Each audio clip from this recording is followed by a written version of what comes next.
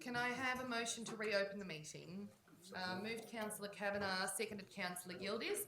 Now, I've consulted the Local Government Act and our meeting procedure local law, and in regard to our meeting procedure local law, it states that it is an offence for a councillor to not withdraw an expression which is offensive or disorderly and to not satisfactorily apologise when called on twice by the chairperson to do so.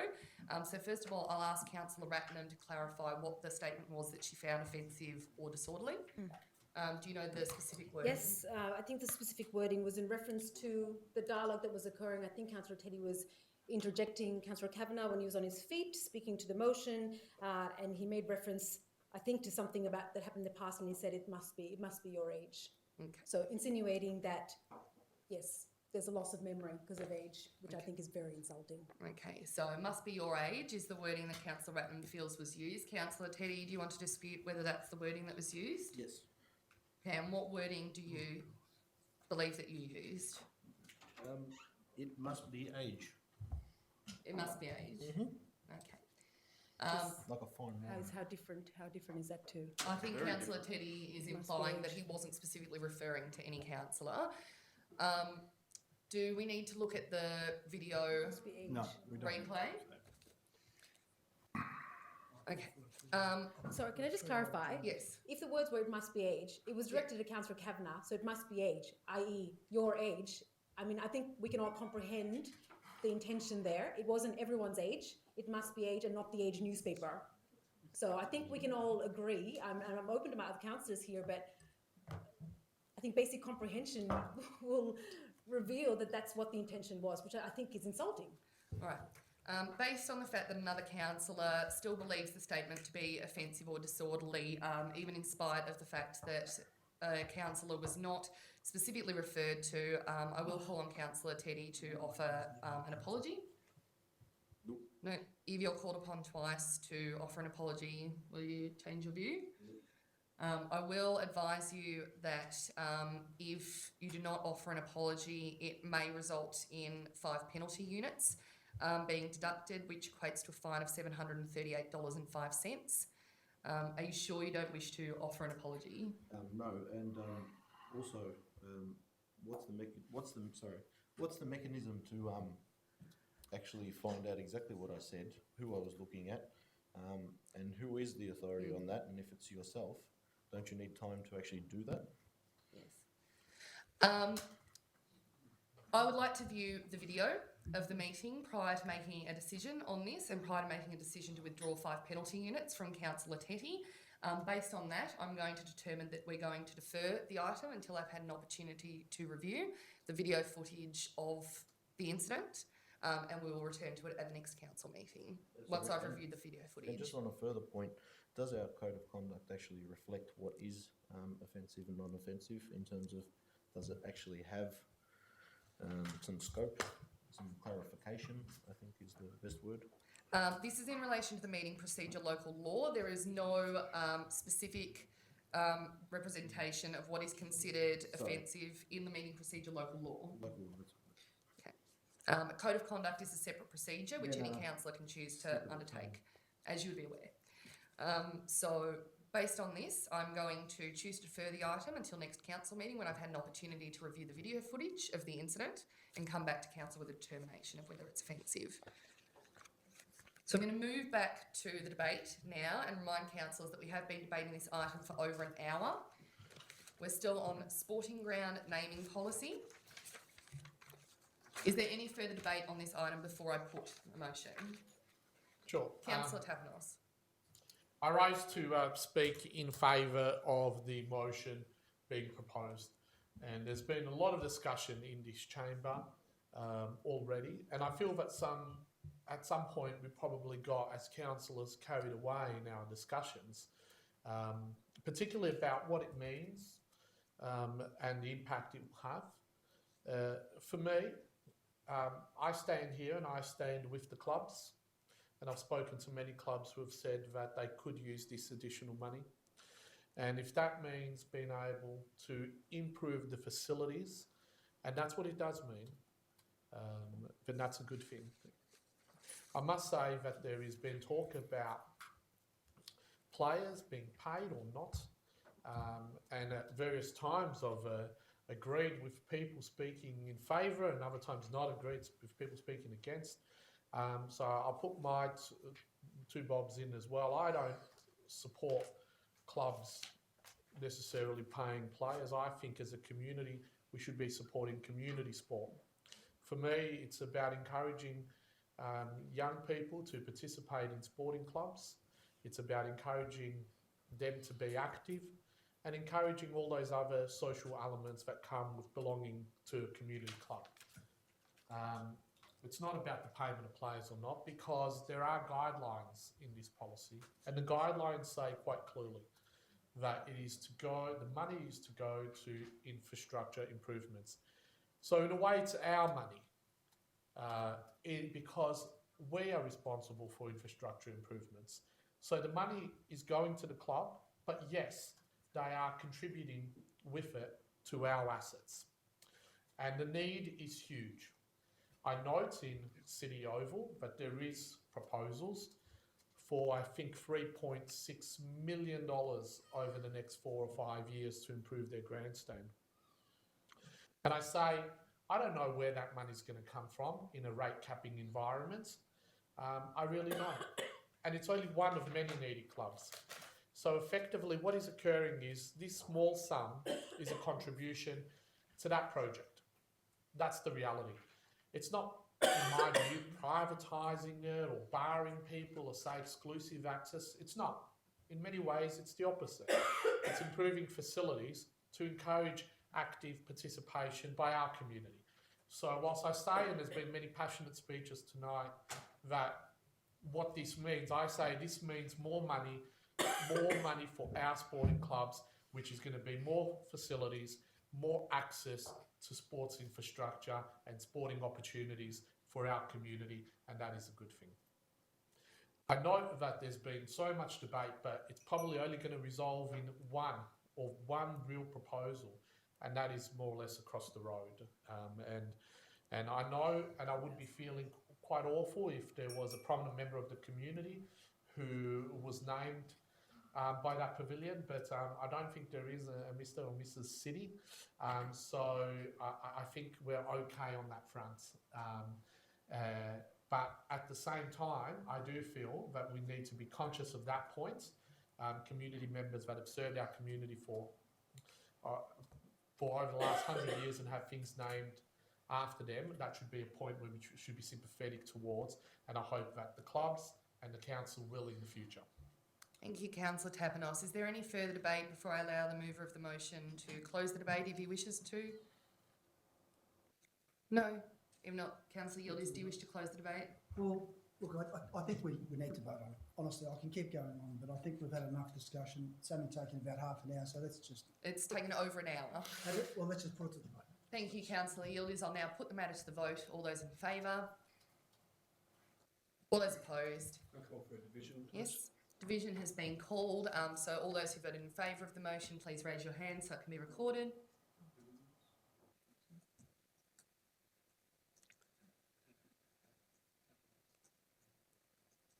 Thank you. All those against?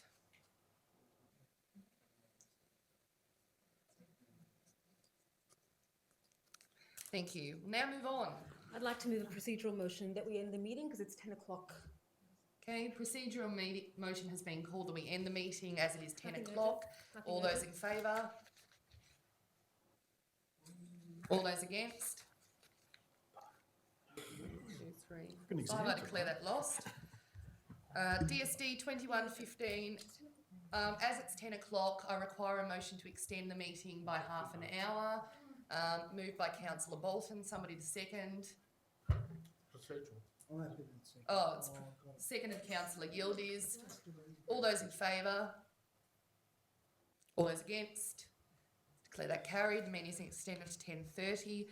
DSD 2115, Access and Inclusion Policy. Somebody to move. I'll put an amendment. Moved Councillor Tapinos. Somebody to second. Remember the sections? So I can't. Is there a seconder prior to Which one is Councillor Bolton's amendment? Inclusion policy. Section Well, three? Councillor Bolton, I'll take a seconder and then I'll take your amendment. Is there a seconder to the access and inclusion? I'll second Sorry, it. which Councillor one of- Tapinos, do you wish to speak?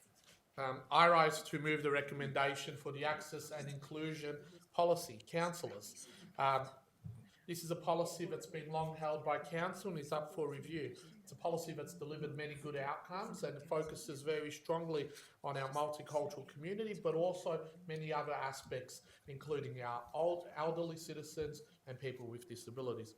It is a policy that, in a way, council is a leader in these areas. By the fact that it's been one of the first councils to have such a policy and one with such a good action plan. We continually need to ensure that we are strengthening access and inclusion because in many ways it is what we are all here to do as councillors, and that is provide a better community by making sure that every resident can participate equally in the activities of our community. And there are many actions and there are many things in the policy that I commend to council, and I ask councillors to really focus on what it means for many residents when they can't access council services, what it means when they can't get public transport to access the local doctor or to go shopping. So as a council, we have been at the forefront and we need to continue to be at the forefront of assessing and addressing these issues, because there's nothing worse than social isolation, and there is nothing worse than people losing their sense of independence, not being able to go to the shops, access council services and facilities. There's nothing worse than people feeling that they don't belong because of their race or their religion. So we need these policies, and we need to make sure as a council we are putting them right up there at the forefront of our agenda, and we're encouraging inclusiveness and access in all means of council services, but also to everything in our community. Okay, councillors, in light of the fact that it is past 10 o'clock, I will ask you to please be brief when speaking, wherever possible. Councillor Bolton, what is the substance of your amendment? It's just a small amendment to add one tick at the end of point 2. Add with the additional project 5.1 hearing augmentation at Moreland Council to include the development of a list of some highly utilised council venues which could be prioritised for hearing loops. Yes. My original amendment... Sorry, Councillor Bolton. Councillor Tapinos, is that acceptable to you as the mover of the original motion? Sorry, can you repeat it? It's on the screen. Yeah, and... So, Councillor Bolton, you can't speak to it until it's either been accepted or seconded, so... There are 2 words that need to be chopped out on the recommendation of the officer. Can I get the officer's opinion, just from what that means from an organisational perspective? Yes, is that on? Yeah.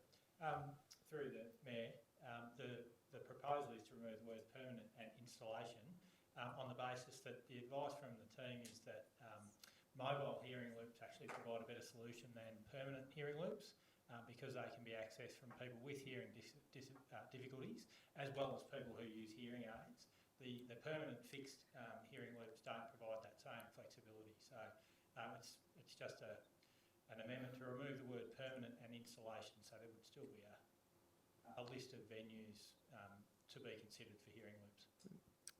Councillor Tapinos? Okay, well, I'm happy with that.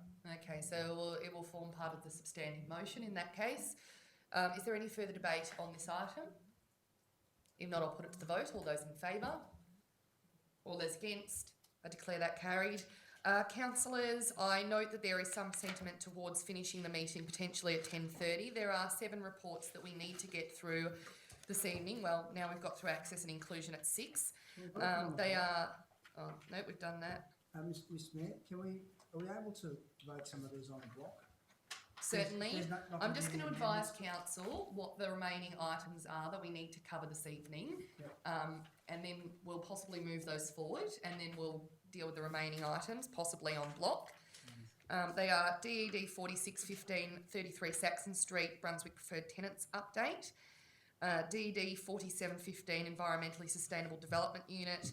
DED 4815 Corporate Carbon Reduction I've Plan. got an amendment to that one. I'm just reading out the items that are required to be dealt with this evening. DED 4915 Zero Carbon Evolution, DED 5015 Draft Memorandum of Understanding for MEFL. We've already done it. And are there any, and I believe that there are one or two general business items that also need to be dealt with this evening as a matter of urgency. Are councillors happy if I move to those urgent items now and then return to the agenda as it stands? That's where we're up to, isn't it? Yes. And not for all of them. DED 4615, number 33 Saxon Street, Brunswick, preferred tenants update. Somebody to move. Moved Councillor Bolton, somebody to second. Yeah, I'll second that. Seconded Councillor Ratnam. Is there any discussion? If not, I'll put it to the vote. All those in favour? All those against? I declare that carried. DED 4715, Environmentally Sustainable Development Unit Annual Report. Somebody to move. Moved Councillor Ratnam. Is there a seconder? Seconded Councillor Tapinos. Is there discussion? If not, I'll put it to the vote. All those in favour? All those opposed? I declare that carried. DED 4815, Corporate Carbon Reduction Plan and Carbon Offset Policy. Somebody to move. Moved Councillor Ratnam. Somebody to second. Yep, seconded Councillor Yildiz. Councillor Ratnam, did you wish to speak to that? That's fine. No, Councillor Yildiz. I've got an amendment. Councillor Bolton, you have an amendment? My amendment reads, given it's an amendment to point 2, given that carbon offsets are being purchased for... Please just read the amendment. Yeah, that's what I'm Okay. doing. I'm just reading the amendment. Oh, sorry, it's different to what you sent through. I sent through an amended Okay. version. Given that carbon offsets are being purchased for existing overseas projects and therefore not truly additional and represent an outsourcing of our carbon reduction responsibilities to developing countries, cease the carbon offset policy and reallocate the money to other programs which genuinely reduce carbon emissions produced within Australia. Is there a seconder to Councillor Bolton's amendment? I'll second. Seconded Councillor Tapinos. Councillor Bolton. Well, I've made no secret since I was elected to council that I don't believe offsets are genuinely a genuine reduction in greenhouse gas emissions. I think this is something which has generally failed around the world, and actually leading climate researcher Dr. James Hansen is a strong critic of carbon offset plans, and I personally feel that Moreland should be focusing on 100% renewable energy rather than focusing on carbon offsets. I support all of the other things in the report which go towards reducing greenhouse gases, but I think this is one which doesn't genuinely reduce greenhouse gases in Australia. Not to mention that a lot of carbon offset projects in third world countries are rather shady. Now, I know that the council has tried to get some of the better carbon offsets from overseas, but if council was wanting to support developing countries with tackling climate change, it'd be better to simply, send over the money so that there can be direct investment in renewable energy in those countries. I think I personally think that carbon trading and offsets are not a genuine way of reducing carbon emissions, and I think council should be directly investing in projects that shift us right away, in a very direct way, away from fossil fuel and to renewable energy. Because I think if we don't shift to 100% renewable energy very fast, the planet is going to be gone, basically. So I'd like to commend the amendment. Thank you, Councillor Bolton. Councillor Tapinos. I also speak in favour for slightly different reasons. I kind of disagree with Councillor Bolton on the fact that carbon offsets are not decreasing carbon and are not having an impact in our environment, because they are. And you've got to realise that this is not a local issue, but a global issue. So whilst we are doing projects, and whether they are in India or in China, it is having an impact on the global problem, which is carbon emissions. Thank you, Councillor Thompson. So it is having an impact. However, having said that, I do feel whether the money could be better utilised in projects in Moreland. Now, we pay a price for this. We probably won't get the accreditation. That means we won't get the badge, we won't get it on our material. We probably won't be able to say we're carbon neutral as a council because we won't be. We would be just short. So I asked council to think about what more could that I think it's about $31,000 or $32,000. How better could we utilise that to actually have more reductions, more carbon reductions, and maybe perhaps some cost reductions? Could that actually purchase additional solar panels for some of our community organisations?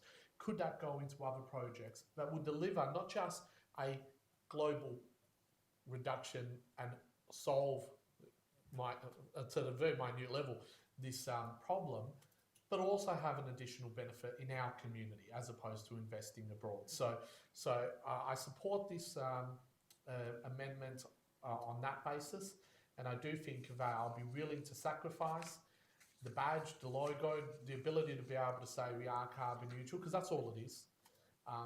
And I'll be willing to sacrifice that in exchange for something more tangible, in exchange for solar panels or for some actual reduction in carbon emissions in our city that might save council some money or save a community organisation some money.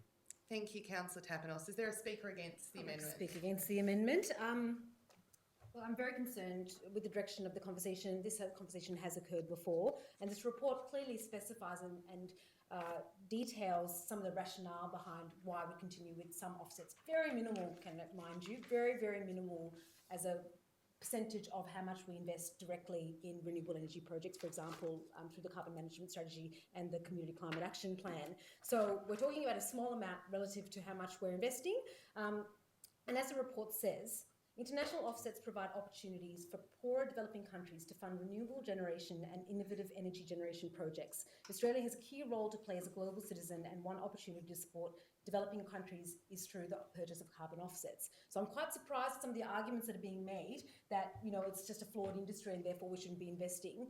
As Councillor Tapinos correctly pointed out, this is a global issue that we have to face together. If you reduce emissions in India, you are still supporting our global emissions reduction efforts, plus you're supporting sustainable, environmentally sustainable green jobs in countries where there is no other government incentive to build these jobs. So you've got economies that are pushing people towards building new coal mines, and here you've got an industry that we could support globally to say, actually, there's money and there's jobs and there's sustainability and there's community outcomes.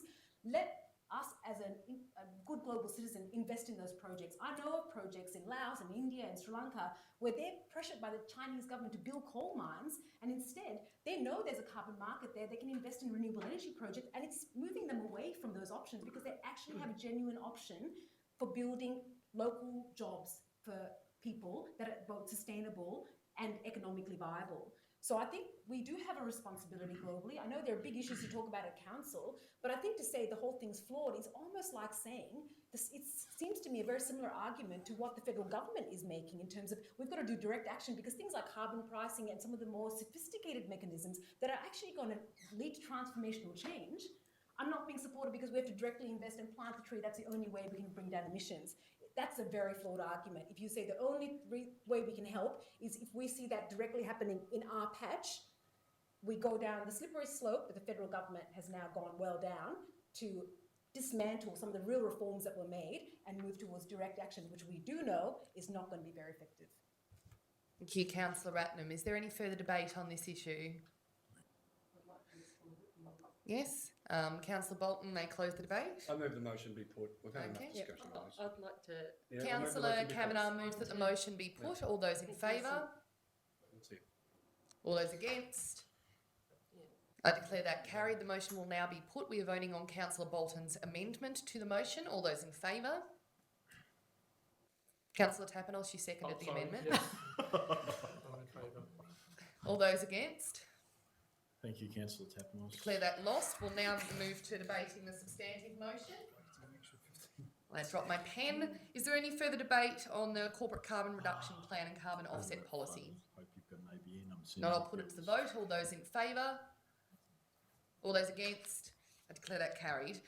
Zero carbon evolution, DED 4915. Somebody to move, please.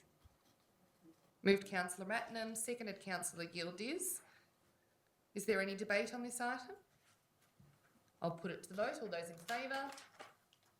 All those opposed? Declare that carried. DED 5015, draft memorandum of understanding with Moreland Energy Foundation Limited. Somebody to move? Moved Councillor Ratnam. Is there a seconder? Seconded Councillor Rob Thompson. Is there any discussion? So to speak Yes, briefly, Councillor wonderful Ratnam. to get this report and us to continue our support of the Moreland Energy Foundation, which obviously we're instrumental in creating and setting a precedent and example for other councils to emulate, which they have. And I just wanted to make particular note, the report contains some really interesting information about what's happened as a result of the partnership and what's been leveraged off the investment that council has made, and particularly that over 5 years of the current MOU that we have with MEFL have been able to generate leveraged income of over $11.7 million on top of the $2 million that we've invested. So they've been able to, because of what we've set up and established, they've been able to leverage $10 million on top of that, which was exactly the idea that we knew as council we weren't able to do that ourselves. So it's a wonderful return on investment, and I wholeheartedly support our continuation. Thank you, Councillor Ratnam. Councillor Thompson? No? Is there any debate on this item? I'll put it to the vote. All those in favour? All those against? I declare that carried. Councillors, that brings us to notices of motion and general business items. Can I ask councillors whether there are any notices of motion that they would be willing to defer to the next meeting? No, that's fine. Councillor Rob Thompson. Notice of motion 2515, proposed scope, purpose and operation of a quarterly infrastructure forum. If I have a seconder, I'll speak to it very, very briefly. Thank you. Is there a seconder? Seconded Councillor Yildiz. Councillor Thompson. This is a forum that I'm asking for a report to develop because of the amount that we spend on infrastructure, planning, design and so forth. The opportunity to be able to keep an eye on projects as they happen and get concise reports back at a quarterly meeting dedicated to infrastructure, I think, is something that I'd really like to see. I have certainly some suggestions and ideas for the group, which I've already forwarded on to the CEO and the director, and hope that others may have some similar thoughts and suggestions. By no means is it anything more than just clear and an opportunity for both council and for the community to be able to look in and see how our projects are running at any given time. Thank you, Councillor Thompson. Is there any further discussion on this item? I'll put it to the vote. All those in favour? Those opposed? Declare that carried. NOM 2615, pedestrian and cycling safety in Ewing Street, Brunswick. Councillor Thompson. I will put this forward. I know there was some earlier discussion, particularly because of the concerns relating to some of the other developments that we've had in the Brunswick area. So I do ask for a report. That report could be very short. Sorry, I do apologise. I haven't got a second. I have got a second. Oh, Councillor Tapinos is your second now. That report doesn't need to be too detailed. I believe that some work is already underway. So just an update on what is currently going on so that we can keep abreast of it, so that we don't end up having a situation that we had this evening in one of the questions earlier on. Thank you, Councillor Thompson. Is there any further discussion? Just briefly to say Councillor that me Tapinos. and the Mayor met with the group on the intersection there, and it does seem to have a lot of traffic, predominantly from heavy vehicles that go to the industrial sites, which we also spoke about today. And there's also a whole range of cyclists and pedestrians. So I really do think it warrants an additional look by council about how we can improve that intersection. Thank you, Councillor Tapinos. Any further debate on this item? I'll put it to the vote. All those in favour? All those against? I declare that carried. NOM 2715, updating council actions from the Moreland Street Landscape Strategy. Councillor Davidson. I'll move it on behalf of council. Oh, sorry, you go. Yeah. No, it's already moved it. Oh, moved Councillor Davidson, seconded Councillor Kavanagh. Yeah. Councillor Davidson. I'd like to move the motion as read on page 479. Yep. Did you want to speak in favour of it or no? Is See if one small amendment might be acceptable. Oh, that's a bit unfair. That, well, no, it is, because this has come to me from a number of people. to add a point G, measures to ensure that newly planted trees are not being vandalised or Yeah. uprooted. I think that's a good, I'm happy to There's a support that. number of places where I've had reports of, Can you please send the wording through? it's already gone Oh, through. great. Councillor Davidson? Measures to support. The wording I've got, that I'm open to amendments, or changes, are measures to ensure that newly planted trees are not being vandalised or uprooted as a point G. Yep, I'm that's happy to It's support acceptable that. to me too. okay. As it's acceptable to the mover and seconder, it forms part of the original motion. Is there any further discussion on this item? No, I'll put it to the vote. All those in favour? All those against? I declare that carried. We've covered that one. Notice of motion 2915, use of interpreters. Councillor Bolton. That's me. Now, I sent through, Sorry, I'll just get a seconder. Or are you moving an amendment to it? Can't move it's- amendment to it. Well, she can move the motion as it is in the notice of motion with some wording changes. Yeah, I sent when I sent through the resolutions earlier this afternoon. I don't know, I haven't got it. Didn't get my email up. So the first point remains the same, that council receive a report outlining the guidance provided to staff on the situations in which interpreter services could be used to assist residents.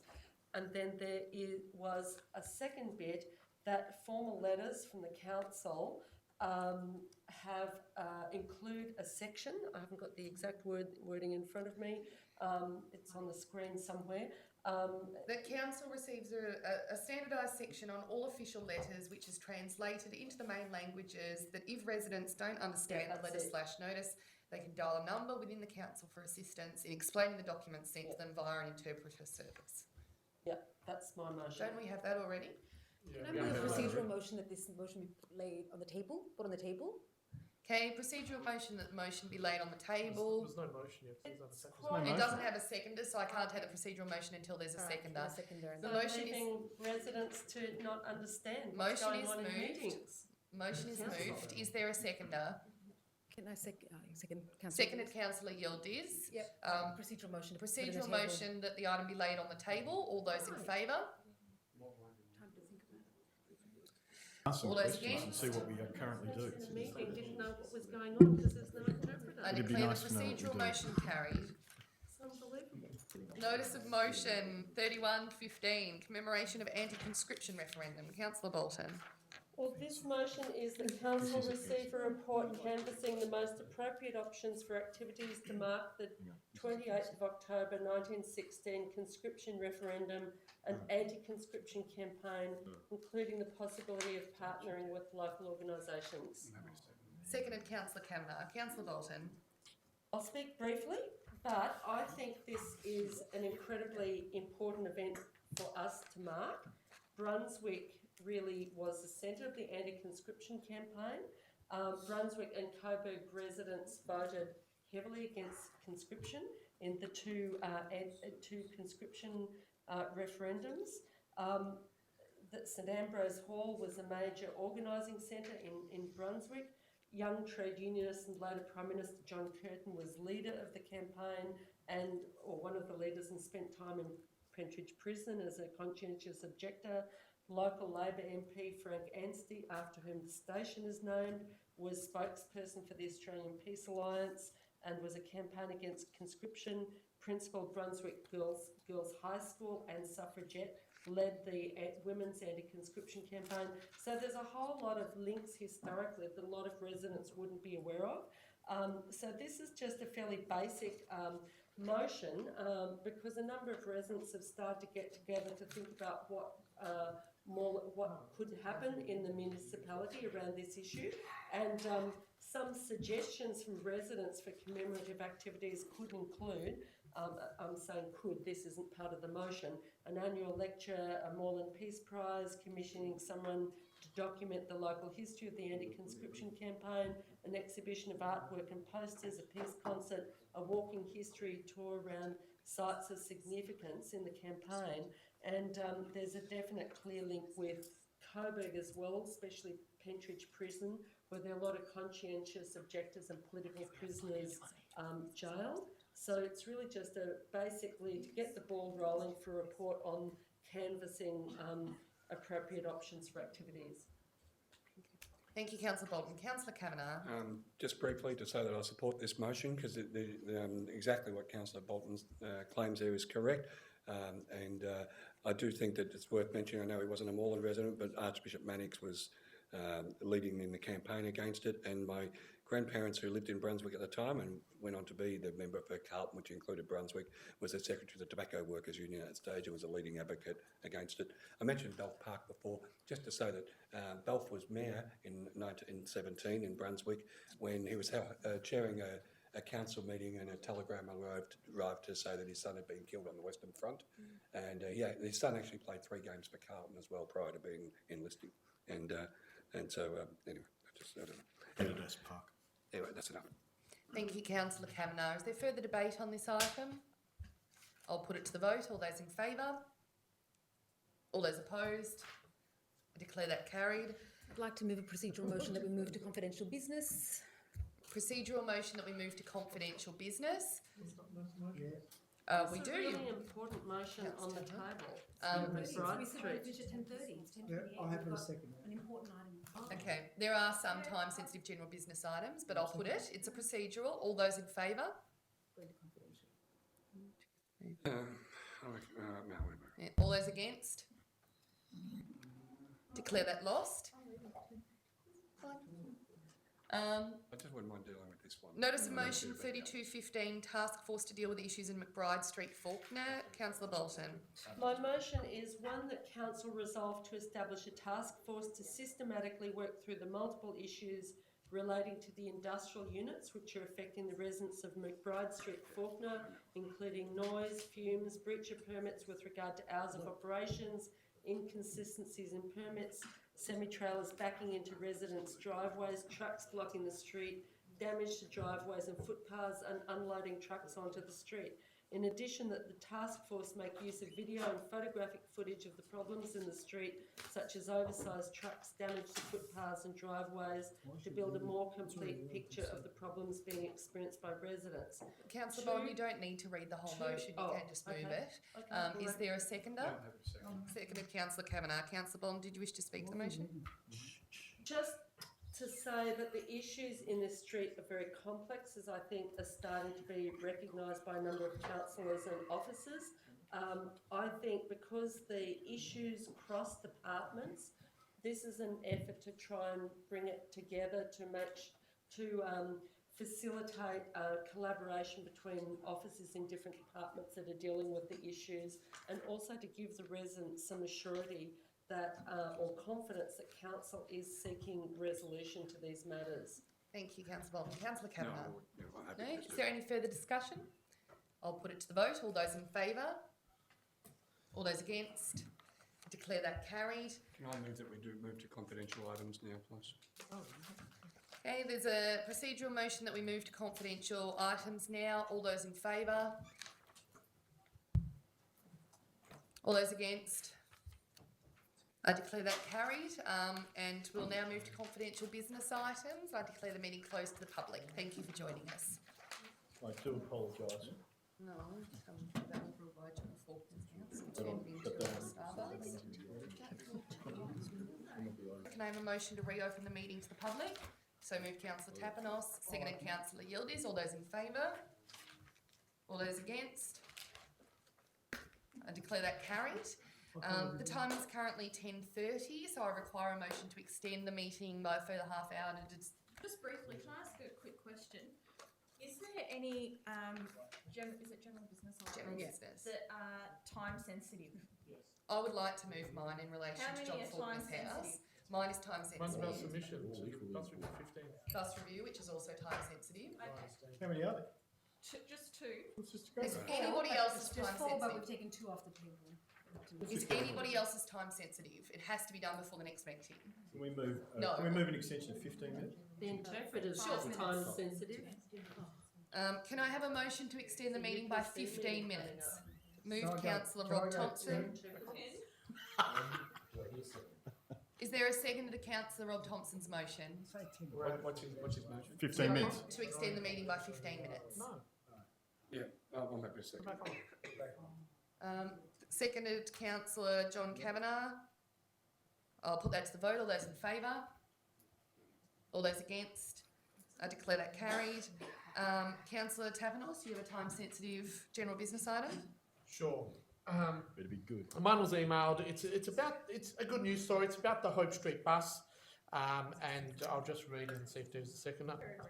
The Mayor writes to Minister Jane Garrett and the local member for Brunswick, and the Transport Minister Jacinta Allen, thanking them for bringing back the Hope Street bus, and that a copy of this letter be sent to Public Transport Victoria. And two, that Council make a submission into Public Transport Victoria and the State Government outlining the views of elderly residents about the preferred bus route, and that this should include the option of Berkeley Square Shopping Centre and Jewel Station. Thank you. Is there a seconder?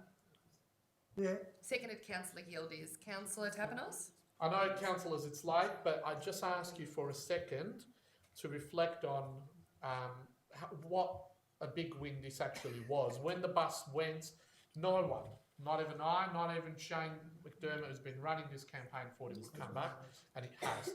The community has won.